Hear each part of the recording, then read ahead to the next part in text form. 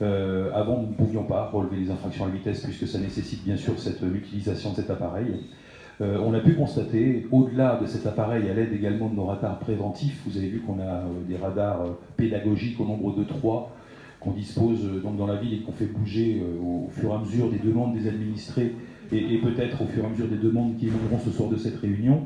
Donc on a des statistiques très précises parce qu'au-delà d'informer la population sur la vitesse à laquelle ils roulent, ces appareils sont dotés d'un logiciel assez complexe qui nous permet de connaître le nombre de véhicules qui rentrent et qui sortent en fait de la ville, qui nous donne le nombre de véhicules, les vitesses, etc. etc. En fait, donc ça nous permet d'analyser tout ça et ensuite de mettre en place avec la police nationale, parce qu'on travaille de concert avec eux, de mettre en place des actions. D'ailleurs, il y en a eu une, je ne sais pas si vous avez vu cet après-midi, qui était prévue de longue date avec un contrôle vitesse à l'entrée de Dinard sur le boulevard de la Libération et un autre sur l'avenue de la Vicomté, vous en parliez madame tout à l'heure, donc pour vérifier la vitesse des véhicules. Alors je ne vous cache pas que sur le nombre de véhicules qui ont été contrôlés cet après-midi, peut-être y a-t-il eu quelques appels de phare après notre implantation, mais sur la Vicomté, nous n'avons constaté aucune infraction.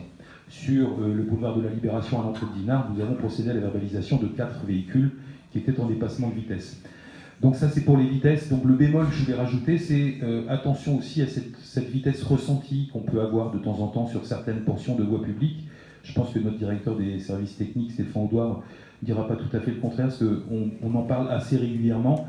Cette vitesse ressentie est due de temps en temps à l'étroitesse des voies. On a l'impression que les véhicules roulent vite, et en fait non, ils respectent la vitesse.